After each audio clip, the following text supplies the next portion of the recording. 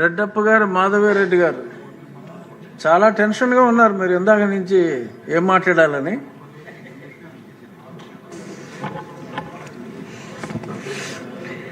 లేను అధ్యక్ష, ఏం టెన్షన్లో లేను.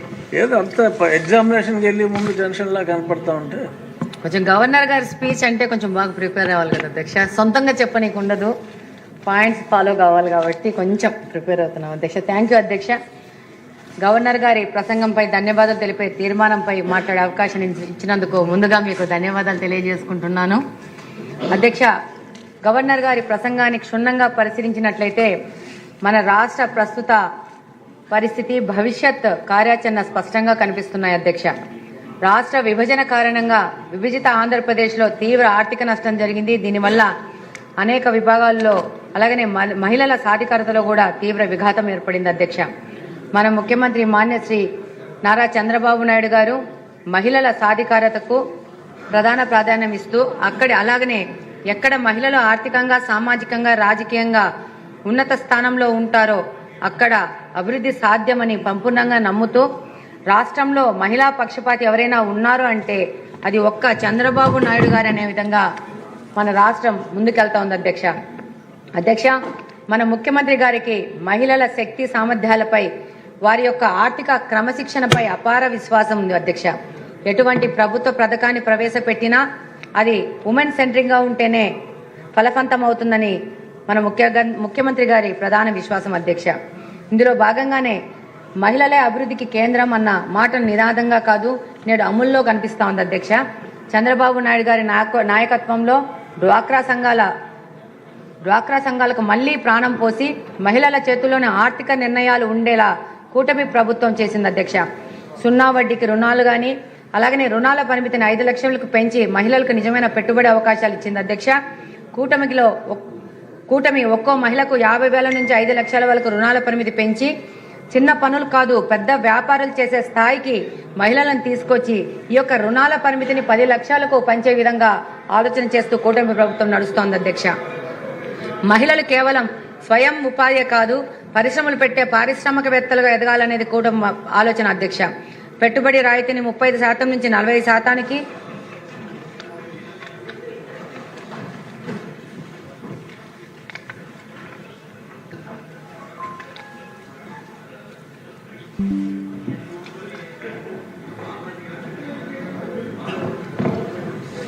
పెట్టుబడి రాయితీని 35% నుంచి 40%కి పెంచడం మహిళా వ్యాపారవేత్తల్లో చారిత్రాత్మక నిర్ణయం అధ్యక్ష.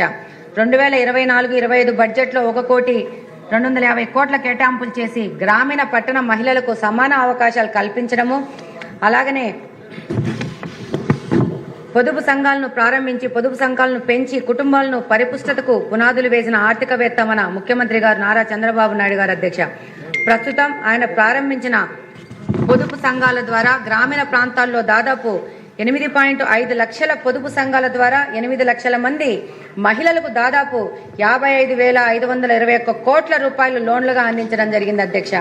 పట్టణ ప్రాంతాల్లో దాదాపు 2.65 లక్షల పొదుపు సంఘాలలోని 26.5 లక్షల మంది మహిళలకు 8,700 కోట్ల రూపాయల మొత్తాన్ని లోన్గా అందించి స్వయం సహాయక సంఘాల మహిళలను స్వయం వృద్ధి ఉపాధి సంఘాలుగా తీర్చిదిద్దారు మన ముఖ్యమంత్రి నారా చంద్రబాబు నాయుడు గారు అధ్యక్ష. ప్రస్తుతం మన కూటమి ప్రభుత్వం అమలు చేసిన సూపర్ 6లోని పథకాలన్నీ కూడా మహిళా సాధికారతను దృష్టిలో ఉంచుకొని ప్రవేశపెట్టినవే అధ్యక్ష. ఈరోజు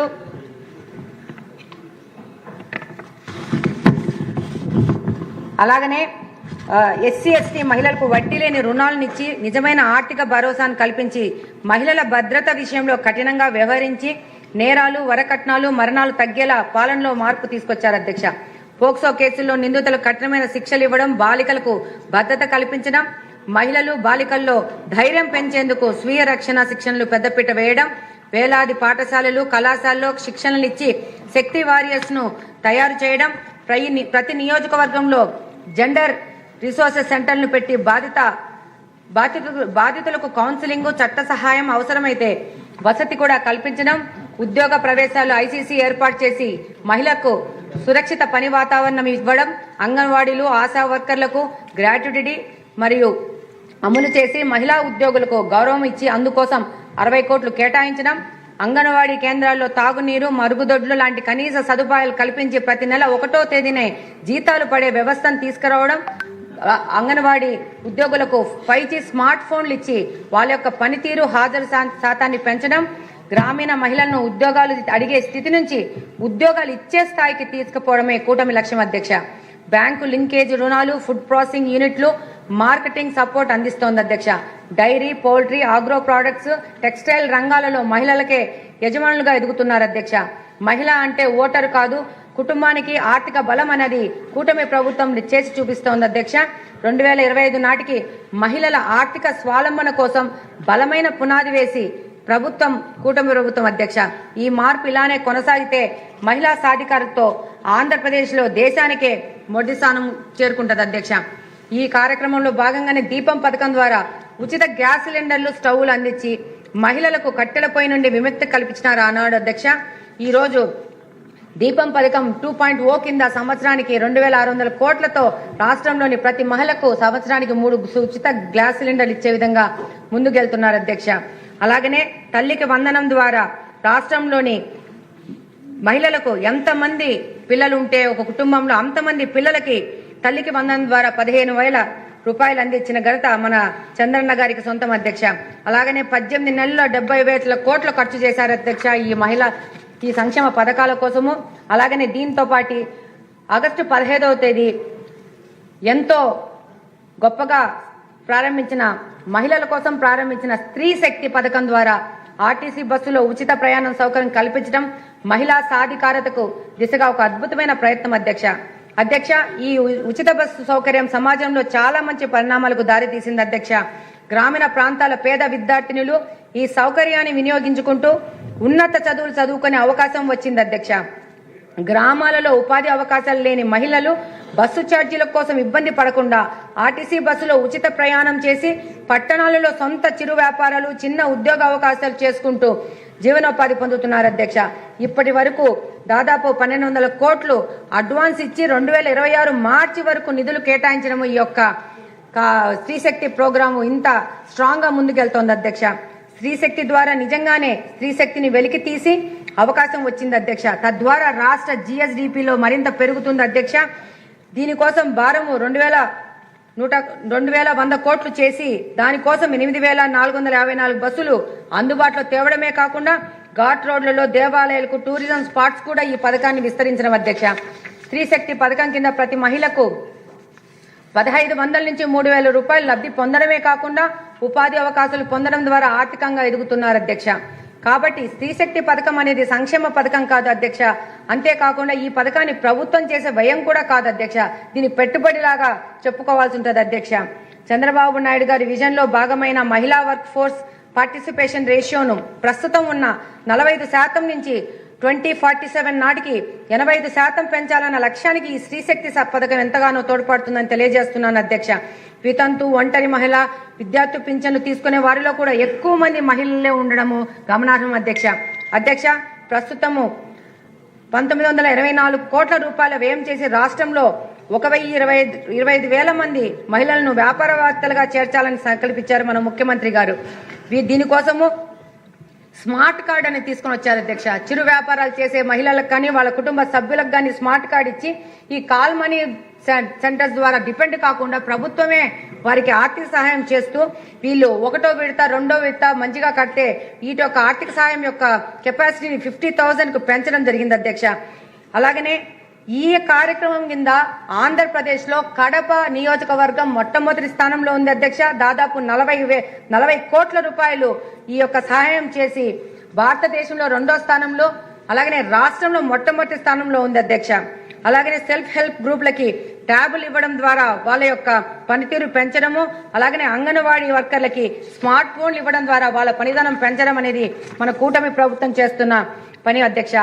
మహిళలు ఎంప్లాయీస్ గా కాకుండా ఎంప్లాయర్స్ గా మారాలనేది మన ముఖ్యమంత్రి గారి సంకల్పం అధ్యక్ష. ఇలా మన సీఎం గారు తీసుకొచ్చిన ఏ పథకం చూసినా మహిళా సాధికారత దిశగా అడుగులు వేసేవే అధ్యక్ష. మహిళా సాధికారత అంటే కేవలం వారిని ఆర్థికంగా ఎదిగేలా చేయడంతోనే సరిపోదు.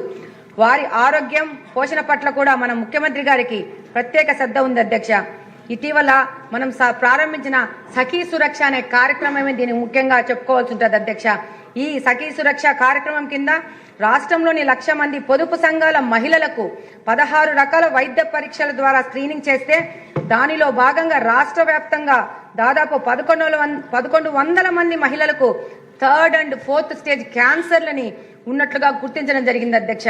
ఇది చాలా బాధాకరమైనా కానీ అధ్యక్ష ఇది చాలా అవసరం అధ్యక్ష. ఈ సఖీ రక్ష కార్యక్రమం కింద రాష్ట్ర వ్యాప్తంగా ఉన్న అందరి మహిళలకు ఈ యొక్క స్క్రీనింగ్ పరీక్షలు చేస్తే మరింత మంది మహిళలకు అనారోగ్య సమస్యలు అర్లీ స్టేజ్ లో బయటపడి వారికి సరైన వైద్య సేవలు అందించి లక్షలాది మంది మహిళల ప్రాణాలను కాపాడి ఆయా కుటుంబాలు చిరికిపోకుండా కాపాడవచ్చని చెప్పి తెలియజేసుకుంటున్నాను అధ్యక్ష. అలా అనేక పథకాలు కార్యక్రమాల ద్వారా మహిళా సాధికారతకు కృషి చేస్తున్నారు మన ముఖ్యమంత్రి గారు నారా చంద్రబాబు నాయుడు గారు అధ్యక్ష.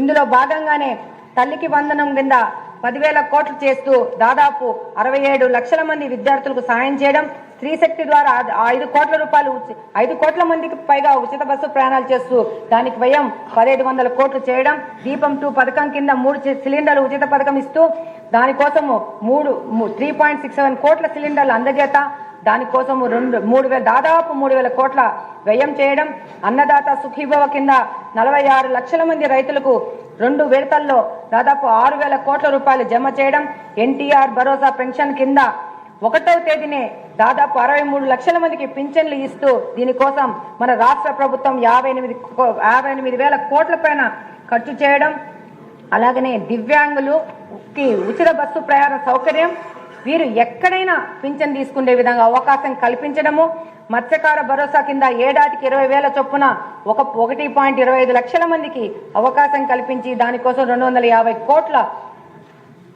రూపాయలు ఖర్చు పెట్టడము, నేతన్నలకు ఉచిత విద్యుత్తు, మరమగ్గాలకు నెలకు 500, మగ్గాలకు 200 యూనిట్లు ఉచితంగా విద్యుత్ ఇవ్వడము, ఆటో డ్రైవర్ల సేవలో వారికి 15,000 రూపాయలు ఇచ్చి దాదాపు 2.9 లక్షల మందికి లబ్ధి చేకూరింది. అన్నా క్యాంటీన్లో దాదాపు 205 అన్నా క్యాంటీన్లు ఏర్పాటు చేసి దాదాపు 7 కోట్ల పైన ప్రజలు దీని మీద ఉపయోగించుకోవడం జరిగింది అధ్యక్ష. గీత కార్మికులకు 10% మద్య షాపులు కేటాయింపడం, స్వర్ణకారులకు ప్రత్యేక కార్పొరేషన్ ఏర్పాటు చేయడం, ఏ విధమైన వివాదాలకు తాళుగా లేకుండా ఎస్సీ వర్గీకరణ అన్ని వర్గాలకు సమన్వయం చేయడము, 8,000 మంది పైన పాస్టర్లకు 5,000 చొప్పున గౌరవ వేతనం ఇవ్వడము, ఇమాం మౌజాంలకు 10,000 నుంచి 5,000కు గౌరవ వేతనం ఇవ్వడము, అర్చకులకి నాయి బ్రాహ్మణులకి అలాగనే 15 నుంచి 25,000 రూపాయలు గౌరవ వేతనం ఇవ్వడము, జూనియర్ లాయర్లకు అధ్యక్ష గవర్నమెంట్ రాగానే వాళ్ళకి గౌరవ వేతనంగా 10,000 రూపాయలు ఇవ్వడం అనేది ఇక్కడ ముఖ్యంగా మనం చెప్పుకోవాలి అధ్యక్ష. మెగా డిఎస్సి కింద దాదాపు 15,000 మందికి ఉద్యోగాలు ఇవ్వడము, కానిస్టేబుల్ పోస్టుల కింద గత 5 సంవత్సరాల నుంచి దగాబడిన యువతకి 6,000 మంది కానిస్టేబుల్ గా ఉద్యోగం నియామకం చేయడము, వాళ్ళ స్టైఫండ్ కూడా 4,000 నుంచి 12,500కు పెంచడము. ఇంకొక ముఖ్య విషయం చెప్పుకోవాలి అధ్యక్ష, మన యొక్క పట్టాదారు పాసు పుస్తకాలలో మనము గౌరవించే మన రాజముద్ర కావాలని చెప్పేసి ఒక ప్రతిష్టాత్మకమైన నిర్ణయం తీసుకొని మన రాజముద్రతో మన పట్టాదారు పాసు పుస్తకాలు తీసుకోవడము, అలాగనే అంగన్వాడీ కార్యకర్తలు ఆశా వర్కర్లకు గ్రాట్యుటీలు ఇవ్వడము, అలాగనే ముఖ్యంగా చెప్పుకోవాల్సింది రాష్ట్రం మొత్తం గత 5 సంవత్సరాల్లో చెత్త ఆంధ్రప్రదేశ్ గా మార్చిన ఈ ఆంధ్రప్రదేశ్ ను స్వచ్ఛాంధ్ర దిశగా తీసుకెళ్తూ 100% డోర్ కలెక్షన్ చేసుకుంటూ దాదాపు చెత్త పన్ను రద్దు చేసి 105 లక్షల టన్నుల చెత్త తొలగింపు చేయడము, అలాగనే విశాఖ సిఐఐ సమ్మిట్ ద్వారా 610 ఒప్పందాలు చేసుకోవడము, అలాగనే విశాఖలో $15 బిలియన్ గూగుల్ డేటా సెంటర్ ఏర్పాటు చేయడము, అమరావతిలో క్వాంటమ్ వ్యాలీ భవన శంకుస్థాపన, Visakha IT hub, Reliance data centre ను అడుగు వేయడము, టీసీఎస్ ప్రారంభం, కాగ్నిజెంట్ శంకుస్థాపన చేయడము, కాకినాడలో ఏఎం గ్రీన్ అమోనియా ప్రాజెక్టు శంకుస్థాపన చేయడము, 2 ఏళ్లలో ఎగుమతులు కూడా మొదలవుతాయని ముఖ్యమంత్రి గారు తెలియజేశారు. అలాగనే పీపీపీ విధానంలో మెడికల్ కాలేజీ నిర్మాణంకు పేద విద్యార్థులకి సాయం చేస్తూ 110 వైద్య సీట్లు రావడము. లాస్ట్ దీక్ష ఒక్క పారాగ్రాఫ్. అధ్యక్ష, చివరగా ఒక ముఖ్య విషయం అధ్యక్ష. భారత రాజ్యాంగ స్ఫూర్తితో రాష్ట్రంలోని ప్రజలందరికీ కుల, మత, ప్రాంత, వర్గ, స్త్రీ, పురుష వివక్షణ లేకుండా అందరికీ అన్ని రంగాలలో సమాన అవకాశాలు కల్పించే ధ్యేయంగా పనిచేస్తున్న మన ముఖ్యమంత్రి గారు మన శ్రీ నారా చంద్రబాబు నాయుడు గారికి, నిబద్ధత మారుపేరైన ఉప ముఖ్యమంత్రి వర్యులు శ్రీ కొనిదెల పవన్ కళ్యాణ్ గారికి, మరియు రాష్ట్ర ముఖ్య మంత్రివర్యులు యువగలం సారథైన శ్రీ నారా లోకేష్ బాబు గారికి నాకు ఈ అవకాశం ఇచ్చినందుకు హృదయపూర్వక ధన్యవాదాలు తెలియజేసుకుంటూ, ధన్యవాదాలు అధ్యక్ష. సభ్యులకు